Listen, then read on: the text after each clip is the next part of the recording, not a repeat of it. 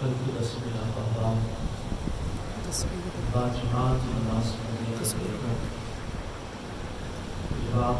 کے پیچھے اٹھے ہیں تو آپ نے کیا کیا کرنا ہے اور کن کن چیزوں پر آپ کو خاموش رہنا ہوتا ہے.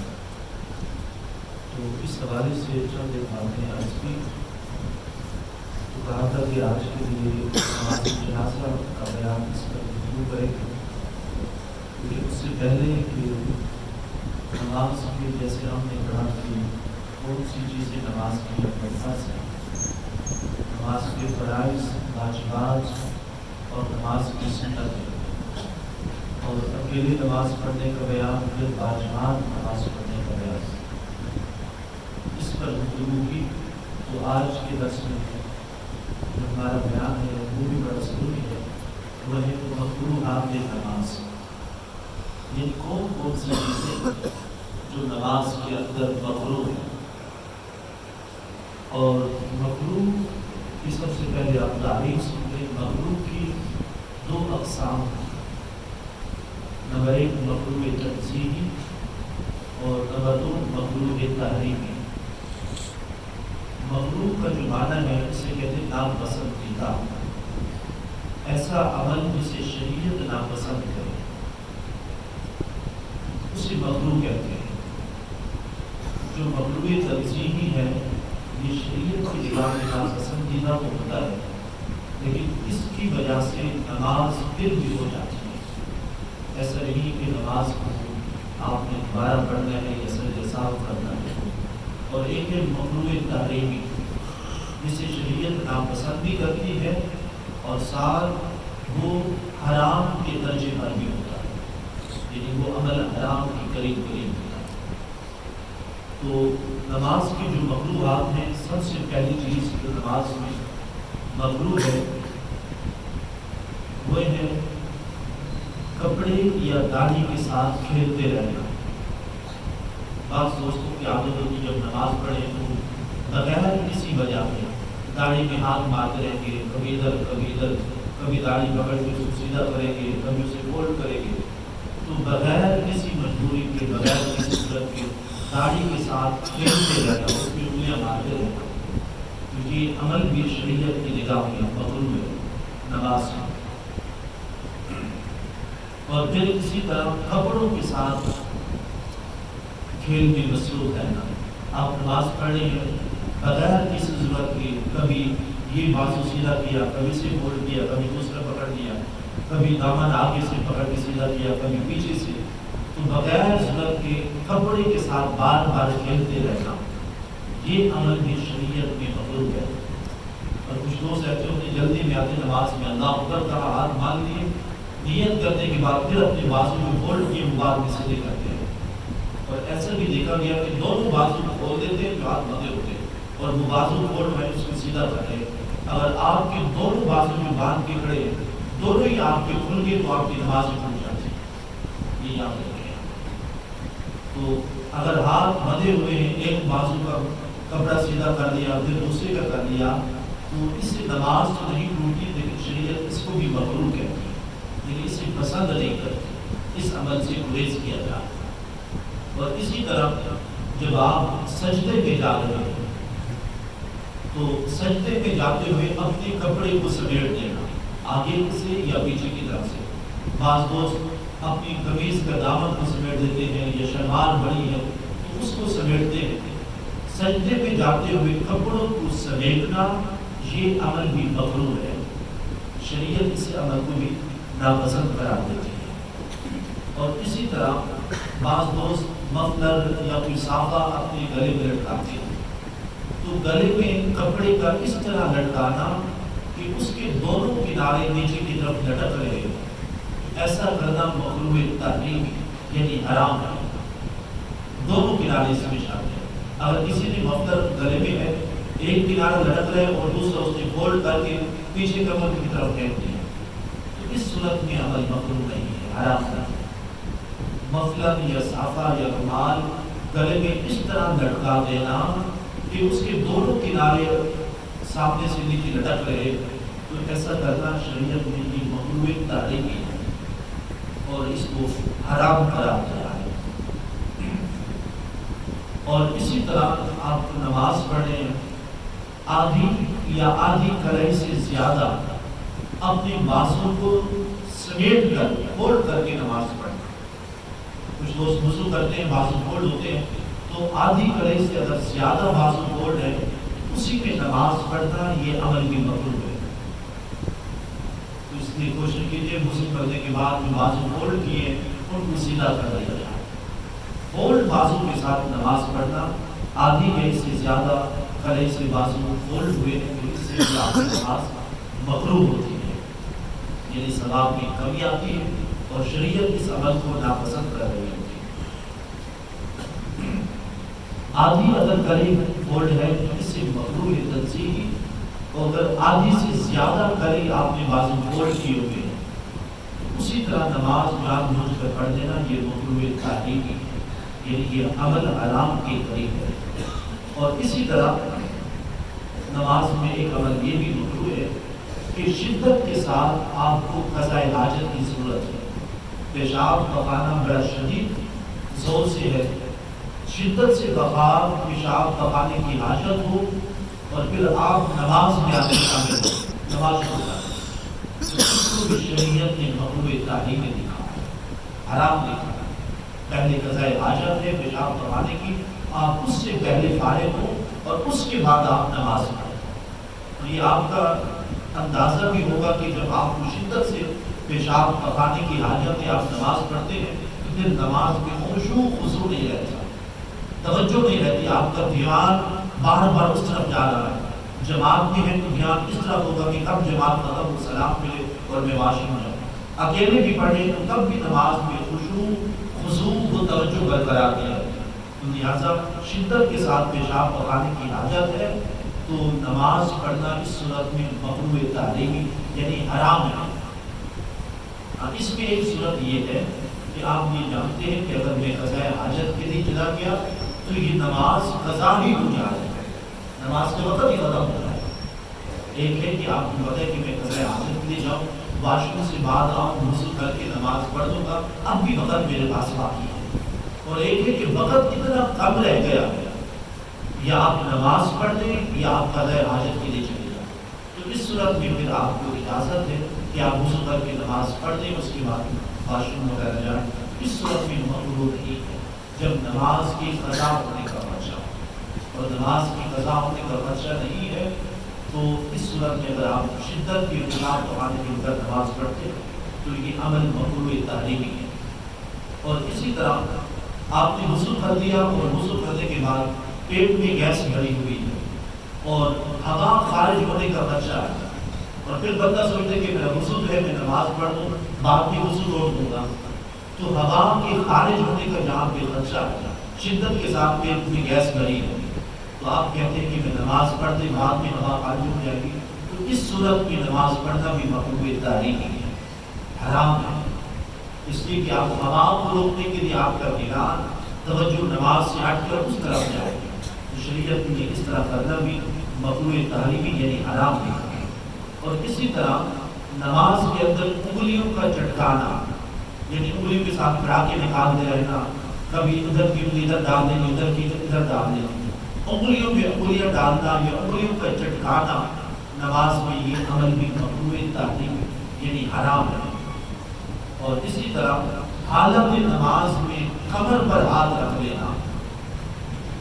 یہ بھی مکروہ تحریمی ہے کہ آپ نماز پڑھے ہیں اور بغیر کسی وجہ کے اپنا ایک ہاتھ اٹھائے وہ کسی کمر پہ رکھ کے کھڑے ہو، تو اس طرح کرنا نماز کی حالت میں یہ بھی مکروہ تحریمی ہے، حرام ہے. اور نماز کے علاوہ ویسے بھی کمر پر ہاتھ باندھنا اس عمل کو بھی شریعت نے مکروہ لکھا ہے. حرام تو نہیں ہے لیکن ناپسندیدہ عمل قرار دیا. کیوں؟ اس لیے کہ کہتے ہیں کمر پر پیٹھ کے پیچھے ہاتھ باندھنا یہ قیامت کو جہنمیوں کی علامت ہے. دوزخی لوگوں کو جب جہنم میں ڈالا جائے گا تو انہیں منہ میں گرایا جائے گا اور ان کے دونوں ہاتھ ان کی پشت کے پیچھے باندھ دیے جائیں گے. تو بغیر کسی مجبوریوں کے کچھ لوگوں کی ویسے ایک عادت ہوتی ہے چل رہے ہیں یا کھڑے ہیں تو پیچھے ہاتھ باندھ کے کھڑے ہوتے ہیں. تو بغیر کسی وجہ کے مجبوری کے بغیر کسی ضرورت کے جان بوجھ کر پیٹھ پیچھے ہاتھ باندھنا یہ عمل بھی مکروہ ہے اور اگر نماز میں ہے تو پھر مقروء تحریم یعنی حرام، تو اس سے بچنا چاہیے۔ اور نماز کے اندر ادھر ادھر دیکھنا، جیسے کچھ لوگ ہاتھ باندھ کے کھڑے ہوتے ہیں نماز پڑھے اور ساتھ ادھر ادھر بھی دیکھ رہے ہوتے ہیں، تو ادھر ادھر دیکھنا یہ عمل بھی مقروء تحریمی ہے۔ صرف نگاہوں کے ساتھ ادھر ادھر دیکھنا، اور اگر آپ چہرہ پھیر کے پورا ادھر ادھر دیکھنے لگے، دیکھیں کہ چہرہ آپ کے سامنے قبلہ کی طرف ہی ہے، آپ کی نظریں کبھی ادھر جاتی ہیں کبھی ادھر جاتی ہیں، چہرہ ایک طرف ہی ہے، نظروں کا ادھر ادھر دیکھنا یہ مقروء تحریمی ہے۔ اگر آپ کا پورا چہرہ ادھر ادھر گر گیا نماز میں جان بوجھ کر، تو اس سے آپ کی نماز ہی ٹوٹ جائے، نماز دوبارہ پڑھے۔ تو صرف چہرہ اگر ایک جگہ پر ہے، آنکھوں کا پھیر کے ادھر ادھر دیکھنا یہ مقروء تحریمی ہے۔ اور اسی طرح نماز کی حالت میں آسمان کی طرف دیکھنا، اوپر دیکھنا، یہ عمل بھی مقروء تحریمی ہے۔ اور اس میں حدیث کی بات میں آتا ہے اسلام کے شاطر میں جو بندہ حالت نماز میں آسمان کی طرف دیکھتا ہے تو اللہ کی طرف سے آواز آتی ہے کہ بندے اگر تو میری عبادت میں نہ ہوتا اور میری بندگی میں نہ ہوتا تو اس بندگی کا خیال نہ ہوتا تو میں تیری آنکھوں کا نور ہی چھین لیتا۔ یہ سخت وعید ہے کہ انسان کے نابینا اور اندھے ہونے کا بچہ ہے جو حالت نماز میں آسمان کی طرف دیکھتا ہے۔ اس لیے حکم میں نے بتایا تھا جب آپ کھڑے ہیں تو آپ کی نظر سجدے والی جگہ پر رکھنی چاہیے، تو آسمان کی طرف چہرہ اٹھا کر دیکھنا یہ بھی مقروء تحریمی ہے۔ اور پھر اسی طرح تشہد اتحیات پڑھتے ہوئے یا دونوں سجدوں کے درمیان دونوں پاؤں کھڑے کر کے بیٹھنا، یہ پہلے بھی میں نے عرض کر دیا تھا کہ دونوں پاؤں کھڑے، حکم تو ہے کہ ایک پاؤں آپ کا بچھا ہوا ہو اور سیدھا پاؤں کھڑا کرنا، تو اس طریقے میں بیٹھ کر آپ اتحیات کرنا، تو دونوں پاؤں کھڑے ہیں اور اسی حالت میں بیٹھ کرنا یہ بھی عمل مقروء تحریمی ہے، اس سے بھی بچنا چاہیے۔ اور پھر اسی طرح جب آپ نماز پڑھیں، کوئی شخص آپ کے سامنے بیٹھا ہے اور اس کا منہ آپ کی طرف ہے تو کسی کے چہرے کی طرف منہ کر کے نماز پڑھنا یہ بھی مقروء تحریمی ہے۔ تو اس لیے جو نماز آگے پڑھے تو وہ بھی خیال کیا کرے کہ جو پیچھے نماز پڑھے اس طرف منہ کر کے نہ بیٹھے،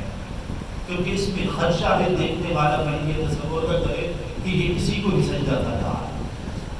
اور اس لیے جب آپ نماز پڑھ کے جانے لگتے ہیں پیچھے کوئی نماز پڑھ رہا ہے تو بعض دفعہ ہم ایسا کرتے ہیں کہ اسی کی طرف منہ کر کے کھڑے ہو جاتے ہیں کہ یہ سلام پھر میں گزر جاؤں،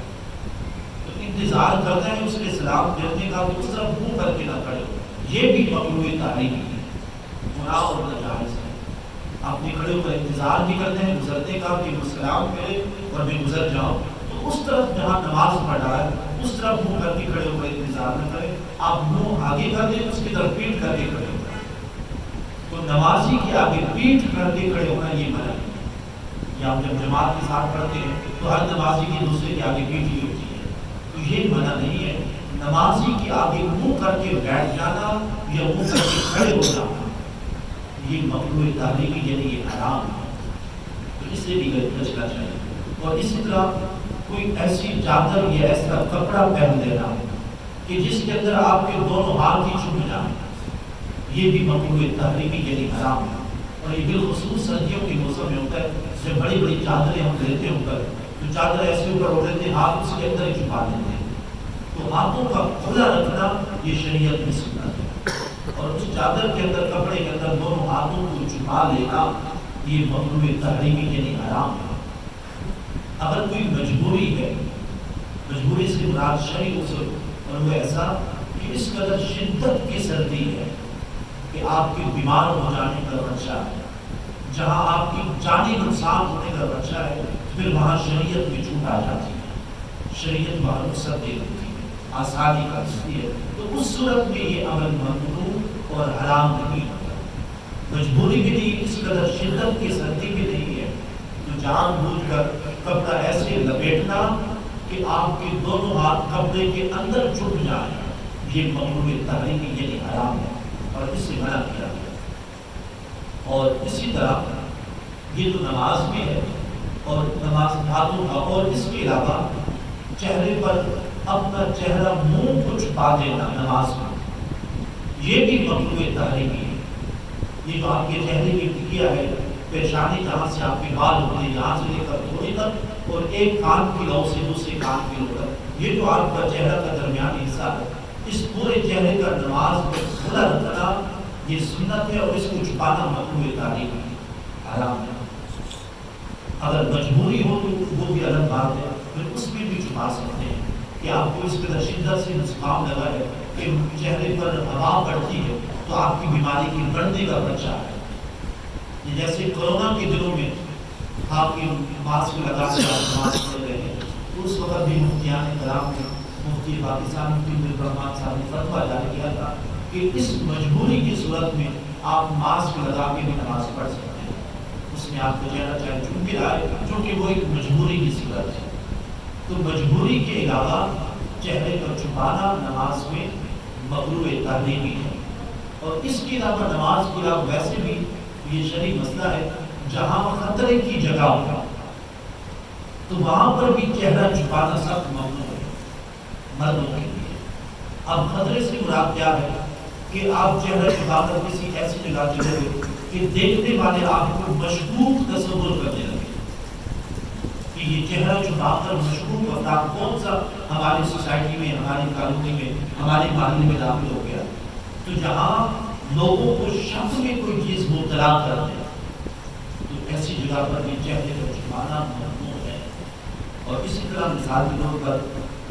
آپ اپنی بیوی کے ساتھ سفر پر ہیں یا رات کو گھر سے باہر آپ چہل کرنے کے لیے اندھیرے میں نکلے، تو اس صورت میں بھی چہرہ چھپانا ممنوع ہے۔ کیوں؟ اس لیے کہ کہیں دیکھنے والا یہ تصور نہ کرے کہ یہ خاتون کس مرد کے ساتھ جا رہی ہے، تو اس کو اس وسوسے سے، اس شکوک و شبہات سے بچانے کے لیے چہرہ کھلا رکھنا تاکہ دیکھنے والا سمجھ جائے کہ یہ غیر نہیں، اس کا اپنا شوہر ہے جس کے ساتھ جا رہی ہے۔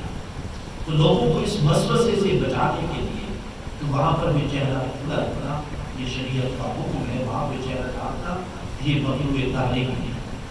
اور اسی طرح نماز کی حالت میں کھنگار گانا، دیکھیں کہ کھنگار مار پھینکنا یہ تو ویسے ہی منع ہے کہ آپ نماز میں ہیں، مصلی پر ہیں، مسجد میں ہیں تو اللہ کے گھر ہے،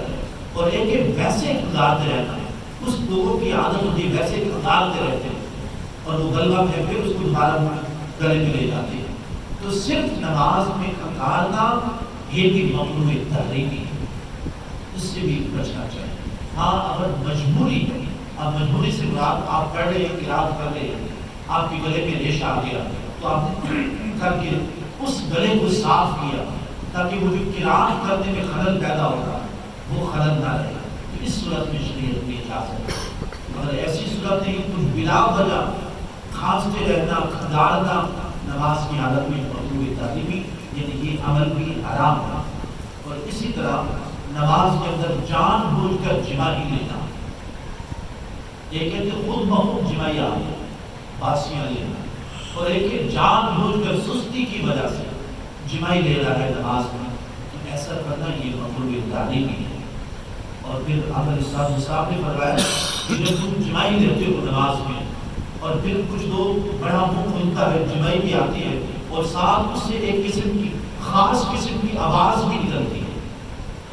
تو حضور فرماتے ہیں انسان کو جب جمائی آتی ہے اس کا منہ کھلتا ہے، چہرہ بگڑا ہوتا ہے، اس کھلے منہ کو دیکھ کر شیطان ہنستا ہے، کہتا لگاتا ہے، اور وہ جو تمہارے منہ سے جمائی کے وقت آواز آتی ہے فرمایا وہ تمہاری آواز نہیں، وہ اصل میں شیطان کا کہکا ہوتا ہے، جسے دیکھ کر کہتا لگا کے ہنس رہا ہوتا ہے۔ فرمایا جہاں تک ممکن ہو تو اس جمائی کو روکا کرے حالت نماز میں۔ اور اگر آپ نماز میں ہیں تو ایک بار آئے تو سیدھے ہاتھ کو نماز کے اندر بھی چہرے پر رکھ لینا تاکہ جمائی کم از کم آئے اور جلدی سے جلدی آئے، تو یہ مستحب ہے۔ اور اگر آپ نماز سے باہر ہیں تو پھر الٹا ہاتھ الٹا کر کے منہ پہ رکھ لینا اور ساتھ لا حول ولا قوت پڑھنا۔ فرمایا جب ایسا کرتے ہیں تو تمہارے منہ اور شیطان کے درمیان تمہارا یہ ہاتھ رکاوٹ بن جاتا ہے۔ اگر ہاتھ نہ رکھا جائے تو شیطان تمہارے منہ کے اندر داخل ہو جاتا ہے اور پھر تمہارے خون میں گردش کرتا ہے، پھر ہم طرح طرح کی اس میں شرارتیں بھی ہوتی ہیں، فتنہ فساد بھی ہوتا ہے، پھر ہم بعض ہنسی مذاق میں کہہ بھی دیتے ہیں کہ کیڑی چیز تیرے اندر جڑے تو کھلونے دیتے ہیں، وہ اصل میں شیطان اندر گھس کے آتا ہے، ہماری رگوں کے اندر، خون کے اندر گردش کر رہا ہوتا ہے۔ ورنہ جب جمائی آئے تو الٹا ہاتھ الٹا کر کے منہ پہ رکھ دیں اور ساتھ لا حول ولا قوت الا باللہ۔ جب آپ نماز میں نہیں ہے، اگر نماز میں ہے تو سیدھا ہاتھ الٹا کر کے منہ پہ رکھے اور پڑھے کیونکہ آپ نماز کی حالت میں ہیں، تاکہ جمائی کو زیادہ سے زیادہ روکا جائے۔ تو جان بوجھ کر جمائی لینا یہ مکروہ تحریمی ہے۔ اور اسی طرح کسی جاندار کی تصویر والا کپڑا پہن کے نماز پڑھنا، جاندار شے کی تصویر بنی ہے، وہ انسان ہے، حیوان ہے، چرند ہے، پرند ہے، یعنی ایسی چیز جس کے اندر روح پائی جائے، روح زی روح جاندار چیز، اس کی تصویر آپ کی قمیص پر، آپ کی شرٹ پر بنی ہے، وہ آگے ہے یا پیچھے ہے، تو یہ عمل مکروہ تحریمی یعنی حرام ہے، تو اس سے نماز میں بھی خلل پیدا ہوتا ہے۔ تو ایسا کپڑا اگر کسی کے پاس شرٹ ہے بھی صحیح تو اس کو پھر الٹا کر کے پہن لے، ویسے بغیر کسی مجبوری کے الٹا کپڑا پہن کے نماز پڑھنا یہ بھی مکروہ ہے، لیکن یہ ہے مجبوری کی صورت کہ کوئی تصویر جاندار کی بنی ہے، آپ کی نماز کا وقت ہو گیا اور کپڑا بھی نہیں پہننے کے لیے نماز بھی ادا کرنی ہے، تو اس صورت کی مجبوری کی تحت پوری شرٹ الٹی کر کے آپ پہن کے نماز پڑھ سکتے ہیں۔ تو جاندار والا کپڑا پہن کے جس پر جاندار کی تصویر بنی آپ کی نماز مکروہ تحریمی یعنی حرام ہے، اور اگر آپ کی پیچھے پشت کی طرف اس جاندار کی تصویر بنی ہے تو آپ کے لیے بھی مکروہ تحریمی، جو آپ کے پیچھے کھڑا ہو کے نماز پڑھ رہا ہے اس کے لیے بھی یہ عمل مکروہ تحریمی یعنی حرام ہے، اس لیے کہ اس کے سامنے کسی جاندار کی تصویر آئی ہے، تو کسی تصویر کے سامنے نماز پڑھنا یہ بھی مکروہ تحریمی ہے۔ کسی ایسے گھر میں یا ایسے کمرے میں یا ایسی جگہ پہ نماز پڑھنا کہ جس کے سامنے دائیں اور بائیں جاندار کی تصویر بنی، تو وہاں پر بھی نماز پڑھنا مکروہ تحریمی ہے۔ تو اگر سامنے تصویر ہے تو اس کو ہٹا لینا بہتر ہے، اگر دیوار پر فکس کی ہے اور ہٹانے میں ٹوٹنے کا یا اور کوئی خدشہ ہے، دیوار کے خراب ہونے کا، ٹائل پتھر بھی ٹوٹنے کا خدشہ ہے، تو علماء نے کہا ایسی صورت میں اس تصویر پر آپ کو کپڑا ڈالنا تاکہ وہ آپ کو تصویر دکھائی نہ دے، تو اس صورت میں آپ نماز پڑھ سکتے ہیں۔ اگر کپڑا نہیں ہے تو سامنے تصویر ہے، دائیں تصویر ہے یا آپ کی بائیں جانب تصویر ہے، تو اس طرح تمام صورتوں میں نماز پڑھنا مکروہ تحریمی ہے۔ پیچھے کی طرف کی تصویر کا ہونا مکروہ ہے، لیکن مکروہ تحریمی یعنی حرام نہیں ہے۔ سامنے اور دائیں بائیں یہ حرام ہے، پیچھے کی طرف حرام نہیں ہے، لیکن مکروہ میں شریعت اسے بھی ناپسند کرتی ہے۔ تو یہ چیزیں ہیں نماز کے اندر جو مکروہ ہے۔ اور اسی طرح میں نے نماز کے واجبات بیان کی، جو چیزیں نماز کے اندر واجب ہیں، جان بوجھ کر ان چیزوں کو چھوڑ دینا یہ بھی مکروہ تحریمی کہلاتا ہے۔ اور اسی طرح کوئی امام نماز پڑھ رہا ہے تو کسی شخص کے انتظار کے لیے نماز کو لمبا کر دینا کہ تاکہ وہ بھی آگے نماز میں شامل ہو جائے، کسی مخصوص شخص کے لیے، کہ کوئی بڑا صاحب آئے گا، کوئی بادشاہ آئے گا، کوئی وزیر آ رہا ہے، کوئی چودھری صاحب، کوئی ملک صاحب، کوئی خان صاحب، کوئی بڑے آدمی کے لیے مخصوص شخص کا نماز کے لیے انتظار کرنا اور نماز کو لمبا کر دینا تاکہ وہ بھی آگے نماز میں، تو ایسا امام کے لیے جو نماز پڑھا رہا ہے اس کے لیے بھی کرنا مکروہ تحریمی یعنی حرام ہے۔ اور اسی طرح آپ نماز میں آئے، جماعت کھڑی ہوئی تو آپ چلتے چلتے اللہ اکبر کہا اور آگے آ کے سب میں جماعت میں شامل ہو، جہاں پر آپ نے کھڑے ہونا تھا اس سے 2 قدم 4 قدم پیچھے سے اللہ اکبر کہہ لیا اور پھر 2 قدم آگے آ کے جماعت میں شامل ہو گئے، تو ایسا کرنا بھی مکروہ تحریمی ہے۔ یعنی اللہ اکبر تب بھی کہیں گے جہاں آپ کھڑے ہو کر نماز پڑھیں، اس سے پہلے کی جگہ پر اللہ اکبر کہنا اور پھر چند قدم چل کے آگے آ کے سب میں شامل ہو جانا، ایسا کرنا بھی مکروہ تحریمی ہے۔ اور اسی طرح کسی قبر کے سامنے نماز پڑھنا، آپ نماز پڑھیں، آپ کے سامنے قبر ہے، اور درمیان میں کوئی رکاوٹ اور پردہ بھی نہیں ہے۔ ایک ہے کہ درمیان میں کوئی دیوار ہے، کوئی درخت ہے، کسی اور چیز کا پردہ ہے، وہ مکروہ اور حرام نہیں ہے۔ یہ ہے کہ آپ کے اور قبر کے درمیان کوئی پردہ ہی نہیں ہے، کوئی رکاوٹ نہیں ہے، آپ ہیں اور بالکل سامنے آپ کی قبر ہے، تو قبر کے سامنے نماز پڑھنا یہ بھی مکروہ تحریمی یعنی حرام ہے۔ اس لیے حرام ہے کہ دیکھنے والا کو یہ تصور نہ کر دے کہ یہ اس قبر کو سجدہ کر رہا ہے، تو ایسا کرنا بھی مکروہ تحریمی ہے۔ اور اسی طرح کافروں کی عبادت خانوں میں نماز پڑھنا، جو غیر مسلم ہیں ان کے گردوارے ہیں، ان کے چرچز ہیں، جو غیر مسلموں کے عبادت خانے ہیں، تو غیر مسلموں کافروں کے عبادت خانوں میں نماز پڑھنا یہ بھی مکروہ تحریمی ہے، کیونکہ اس لیے کہ حدیث پاک میں غیر مسلموں کے عبادت خانوں کو شیاطین یعنی شیطانوں کی جگہ قرار دیا کہ ان کے اندر آپ دیکھیں،